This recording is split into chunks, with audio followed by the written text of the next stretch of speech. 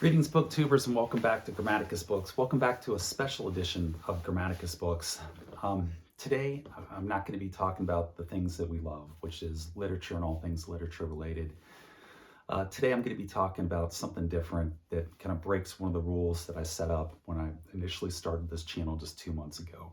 I'm definitely the new kid on the block in booktube, especially in this little niche of booktube.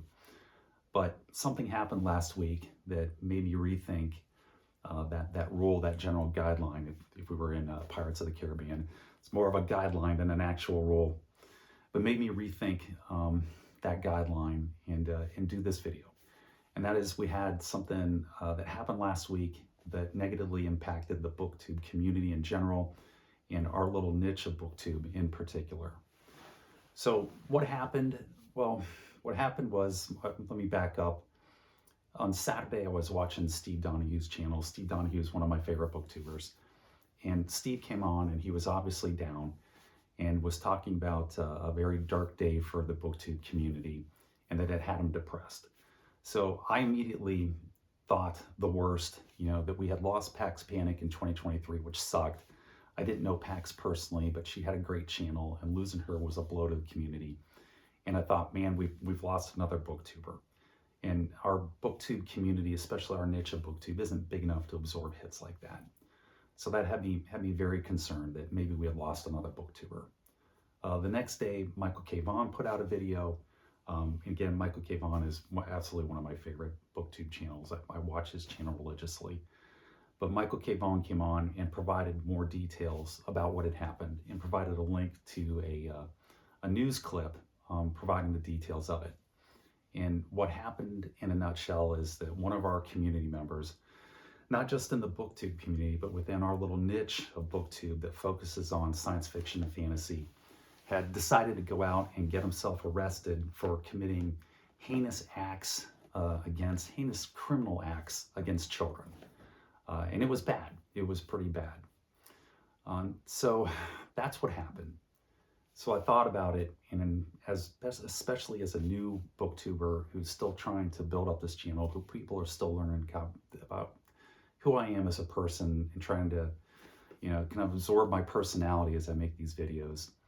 I thought, what can I do to convince booktubers not to pay attention to the 1%ers? Whenever you have a community that's made up of human beings, you're always going to have your 1%ers. You're always going to have them.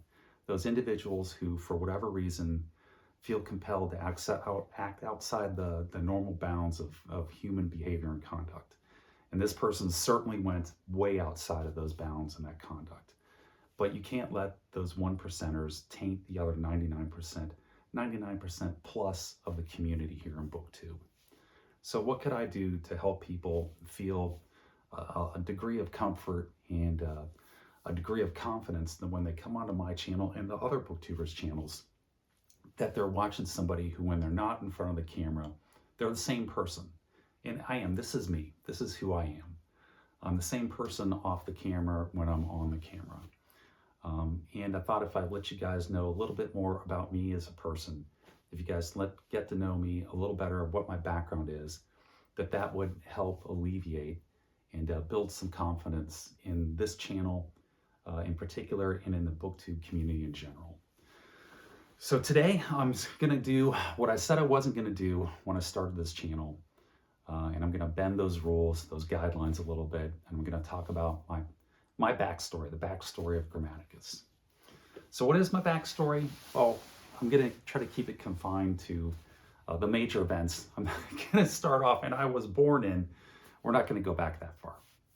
But in 1986, and I know that's going back a ways, 1986, I enlisted in the military, I enlisted in the Navy. I went to boot camp in San Diego. And after boot camp, I got sent up to the Defense Language Institute in Monterey, California, where they rammed Russian down my throat for a year straight, for 5 days a week, 8 hours a day, plus homework on the weekends and the evenings. All I did was learn Russian. At the end of that, they sent me down to Goodfellow Air Force Base in San Angelo, Texas, where I was trained as a cryptologist. After cryptology school, I then went out to the Naval Air Station in Pensacola, Florida, and went through the enlisted Naval Aircrewman Candidate School, where they taught us how to live and operate in and around naval aircraft. At the end of that training, I got sent back out to California, to the San Diego area, to Warner Springs. And in Warner Springs, I went through SERE school, SERE, which stands for Survival, Evasion, Resistance, and Escape Training. And that pretty much consisted of 2 weeks of being beaten, starved, and subjected to sleep deprivation. So that was a fun one, but that was the end of my regular training pipeline in the Navy, which took almost 2 years. And then at the end of that training, I was shipped out to my duty station, which was a Naval Security Group detachment in Atsugi, Japan. And from there, I was with a very small unit of guys. We were called direct support operators, and we applied direct support operations, which means we provided direct communication support to the fleet and fleet elements all up and down the Pacific. And that stretched from the Aleutians down across Japan, China, Russia, and all the way out into the Indian Ocean. And I did that for 3 years. And at the end of that, I exited out of the Navy and then went on to my next career, which might have been back in the Navy, but I'm going to pause a minute and just show you guys a couple of things from when I was out there in Japan. So I went back and I tried to find a few things I thought would be semi-interesting. And this is the first one. This is my unit patch from my unit, NSGD, Naval Security Group Detachment, Atsugi, Japan. And this is actually the unofficial patch. I actually created this patch myself. The patch that our unit had, it was butt ugly. So I took it on myself to create a new patch, one that wasn't authorized by the command, but that patch became so popular by the time I left, over half the guys in the unit were wearing this as their patch, as their unit patch. And while I was out in Japan, I became what they called a Par Pro Centurion. So that's my Par Pro Centurion patch. You get this when you've completed 100 missions and 1,000 hours of mission time, which I did out there and then some. And it's a picture of a EP-3 Ares aircraft, which is what we primarily flew in. And the EP-3s were patrol planes. They were big 4-engine turboprops. They were originally sub-hunters, P-3 Charlie, so I called them sweet P-3s. And what they did is they took a P-3, they stripped out all the sub-hunting gear, and then they just packed it full of high-tech electronics. And then it was known as an Echo Bird or an Ares Echo Bird, and that's what we flew in. And that's what I got 100 missions and 1,000 hours, a little over that. But in addition to that, we did a lot of other things, assisting people. And one of the things that they would do is they would send us out to aircraft carrier battle groups. And we would also provide direct communication supports off of the aircraft carrier battle groups. And when I was there, it's a bit of a long story, and it's too long for this video. But we were operating out of, for a short time, EA-6B Prowler Strike Jammer aircraft. And that's my Prowler patch from working off of the aircraft carriers. This is a 4-seat stretch version of the A-6 bomber. And they carried jammer pods on them, and they carried high-speed anti-radiation missiles. So I got sent out to work with VAQ-138. This is an EA-6B Prowler unit squadron called the Yellow Jackets, and that's their patch. And they were operating off of the USS Nimitz, CVN-68. In addition to the Yellow Jackets, I also went out and I worked with VAQ-136, the Gauntlets. And the Gauntlets operated off of the USS Midway, CVN-41. And the Midway was forward deployed in Japan, just down from where our station was in Atsugi. And also operating off of the Midway out of Okinawa was the Marine VAQ Squadron, VAQ EA-6Bs, the Prowlers, which were the Playboys, VMAQ, VMAQ-2, and then their slogan was "Can Do Easy." So I got to work with those guys as well. And then here's another patch for the Midway. Really beautiful patch. I like that one. It's called the Foreign Legion patch because the Midway was forward deployed outside of the States. And it was the only aircraft carrier that was forward deployed, so they called themselves the Foreign Legion. All those planes and all those ships, except the Nimitz that I just talked about, are all now retired. They don't use them anymore. The Midway, I think, is a museum piece either in San Diego or Los Angeles. It's in one of those two cities. And they're retired because I'm old. So yeah. But at the end of my active duty with the Navy, I got out, and my goal was to either finish school or become a Navy SEAL. And I knew that I had a serious obstacle to my becoming a Navy SEAL. And that obstacle were these guys right here. So this is 1991. And at that time, in order to be accepted into basic underwater demolition school, you had to have vision that was no worse than 20/80 in either eye. And my left eye is well past 20/80. So I knew that. So my plan was to go into the inactive reserves, enroll back in school, and then go up and take the Navy SEALs physical fitness test, and then see if I could get an eyesight waiver. Because you could get eyesight waivers. They were rare, but you could obtain one, to see if I could go that route. And if I could, I would go full down that route, or at least try to. And if not, I would complete my schooling. So one spring morning in 1991, I drove up to the Great Lakes Naval Station in Chicago, got out there and went in. They give these tests routinely all across the United States. And I took the test with 8 other guys. Of the 8 guys, I was the only guy who passed the physical fitness test, but I couldn't get an eyesight waiver. So that door closed, but whenever God closes one door, he opens another door. So from there, I went into school. Kind of the thing is now, if that had happened today, it would be no issue. They would just give you LASIK surgery and you'd be done and out the door and off to basic underwater demolition school. And even if I had made it to basic underwater demolition school, over 70% of the guys who pass that test fail out of buds. So Lord knows if I would have made it through or not. If you go by the odds, I probably wouldn't have made it going strictly by the odds. But anyway, that door shut, and the other door that I opened up was finishing school. And when I was in school, I made connections with the Reserve Officer Training Corps at the university where I was, and they sent me out to U.S. Army Air Assault Training, which was a fantastic experience. I actually bent this rule once back on Veterans Day, and I did a video on U.S. Army Air Assault School.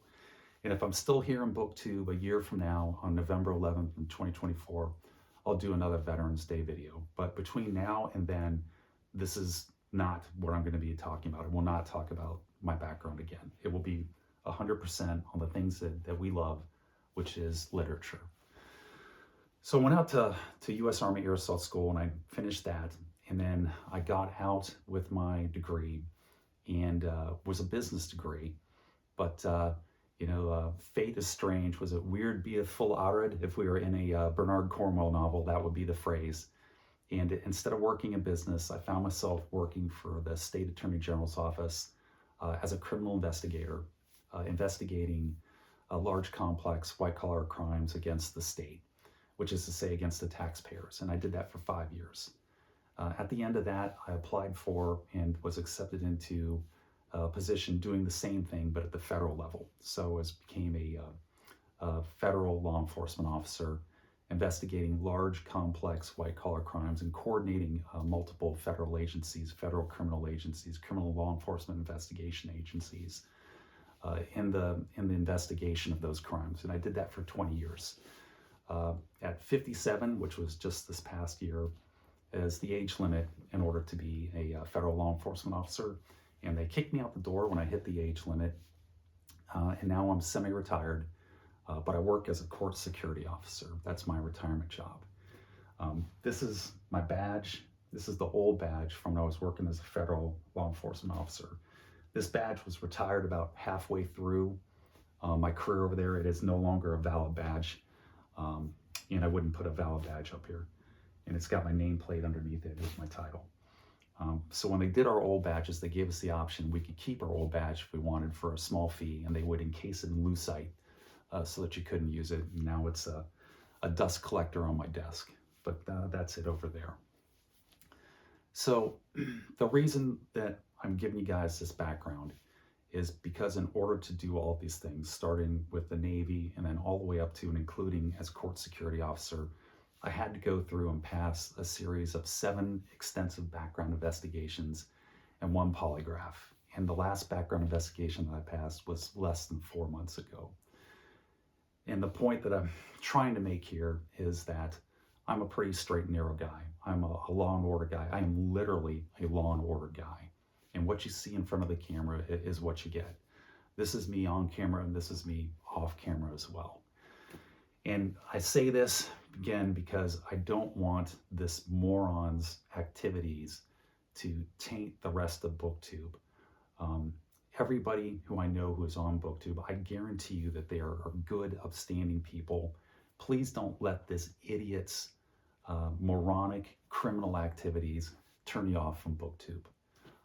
And I hope that this video that I'm doing here today gives you a better feel about who I am, gives you a better feel that you can trust the rest of the booktubers out there. I guarantee you can. I guarantee you that they are all good human beings, and that this guy is that 1%er outlier. And now he's gone, he's out of the community. So please, I would implore you, keep watching BookTube. Don't let this guy get you down off of BookTube. I'm not going to let him get me down off of BookTube.